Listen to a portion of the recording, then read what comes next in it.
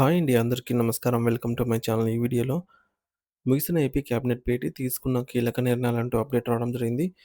So friends, ఈరోజు మనందరికీ తెలిసిందే ఉదయం 10:30 ఏపీ క్యాబినెట్ భేటీ అయితే జరిగింది. మరి ఈ క్యాబినెట్ భేటీలో తీసుకున్న నిర్ణయాలు ఏంటి అనే సమాచారం అయితే వీడియోలో తెలుసుకుందాం. వీడియో ఎక్కడే కానీ స్కిప్ చేయకుండా ఎండ్ వరకు చూసేయండి. అప్పుడు ఇన్ఫర్మేషన్ పూర్తిగా అర్థమవుతుంది.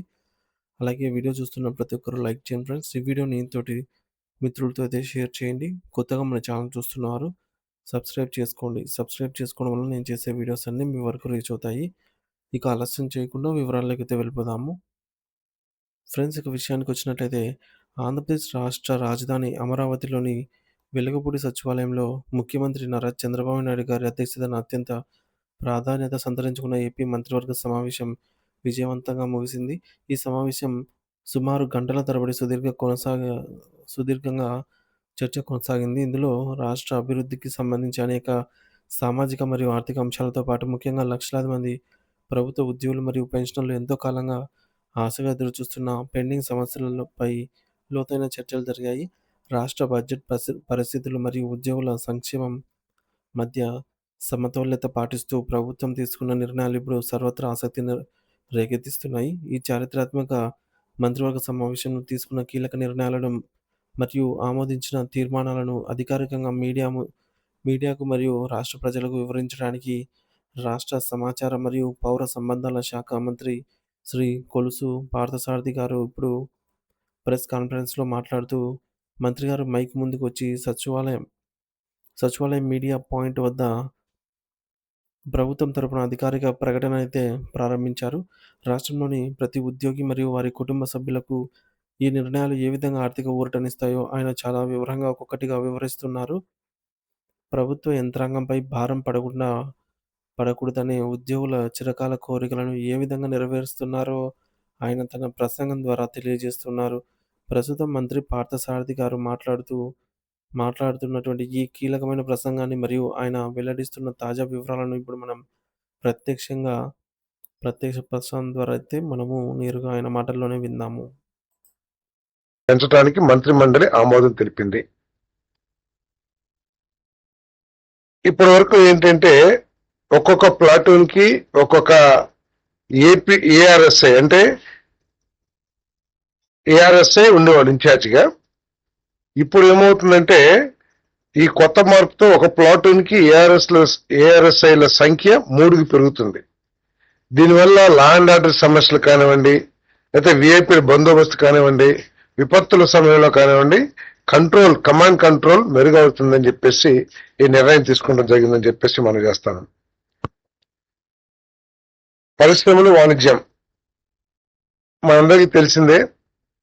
ఏపీఐసి వివిధ భూముల్ని, ప్రభుత్వ భూములు కావచ్చు, అసైన్మెంట్ భూములు కావచ్చు, పట్టా భూములు కావచ్చు, వాటన్నిటిని కూడా సేకరించి పారిశ్రామిక వాడల్ని అభివృద్ధి చేసి ఆ పారిశ్రామిక వాడలోని ప్లాట్లని ఇండస్ట్రియలిస్ట్ కి అలాట్ చేస్తున్న విషయం మనకు తెలిసిందే.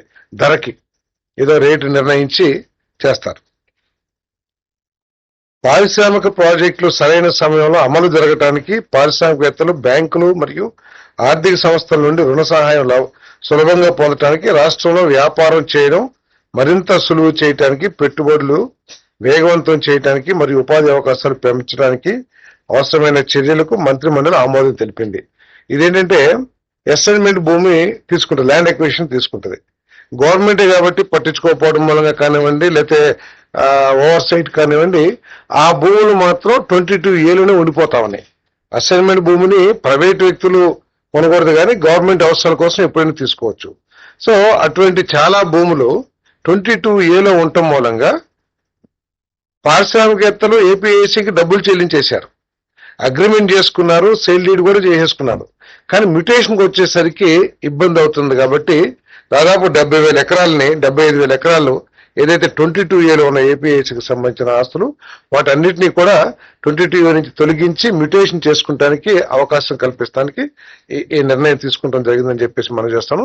దీని ద్వారా ఏంటంటే వాడు వెంటనే ఎవరైతే భూములు, ప్లాట్లు, ఇండస్ట్రియల్ ప్లాట్లు అలాట్ చేశారో, ఎవరైతే భూమి విలువని పూర్తిగా చెల్లించి రిజిస్ట్రేషన్ చేసుకున్నారో వారు ఆ డాక్యుమెంట్స్ ని బ్యాంకులో తమ అవసరాల కోసం పరిశ్రమ అవసరాల కోసం లోన్స్ కానివ్వండి, వర్కింగ్ క్యాపిటల్ కానివ్వండి తీసుకుంటానికి ఇది సెక్యూరిటీగా పెట్టి తీసుకుంటానికి అవకాశం కలుగుతుంది.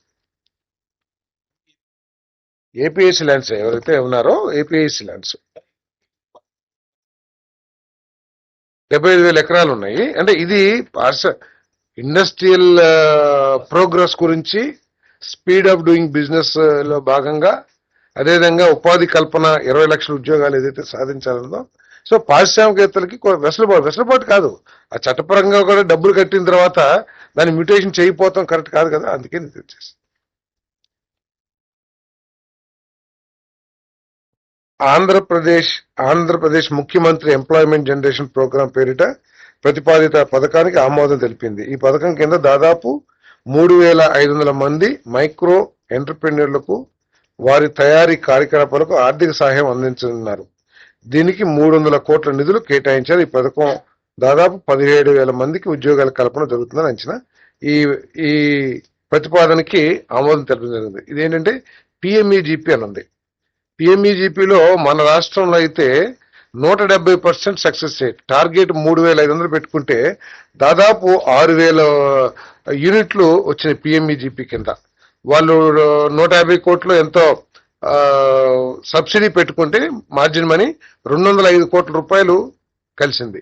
కాబట్టి డిమాండ్ దృష్టిలో పెట్టుకుని ఇంటికి ఒక కుటుంబానికి ఒక పారిశ్రామికవేత్త, 1 ఫ్యామిలీ 1 ఎంటర్ప్రినర్ ఏదైతే ముఖ్యమంత్రి గారు చెప్తా ఉన్నారో, సో ఈ రాష్ట్రంలో ఉపాధి కల్పించడం కానివ్వండి, లేకపోతే పారిశ్రామికవేత్తగా తయారు చేయడానికి కానివ్వండి, అదేవిధంగా సాంప్రదాయ ఈ చేతి పనులు వాళ్ళు ఎవరైతే ఉన్నారో, చేతి వృత్తుల వారికి ఉపాధి కల్పించడానికి కానీ, వీటన్నిటికీ కూడా ఈ ఆర్థిక సహాయం ద్వారా వారిని ఉద్యోగావకాశాలు లభిస్తాయి. అదేవిధంగా చిన్న చిన్న పారిశ్రామికవేత్తలు అంటే 50 లక్షల నుంచి 75 లక్షల వరకు మైక్రో యూనిట్స్ పెట్టుకోవడానికి అవకాశం ఉంటుందని చెప్పేసి మనం చేస్తాను. దీనికి ఏంటంటే జనరల్ కేటగిరీ అయితేనేమో 10% ఏది ఎంటర్ప్రెన్యూర్ యొక్క share, 5% 10% general category project cost లో 10% బెనిఫిషరీ కాంట్రిబ్యూషన్. అదే రిజర్వ్డ్ కాన్స్టిట్యున్సీ రిజర్వ్డ్ పీపుల్ అయితే, స్పెషల్ కేటగిరీస్ అయితే 5%, SC ST women ex service men అందరూ కూడా. దీంట్లో గవర్నమెంట్ మార్జిన్ మనీ 25%, 35% స్లాబ్ 1 అంటే 50 lakh యూనిట్ ఏదైతే ఉంటుందో 25%, 35% ఇస్తారు.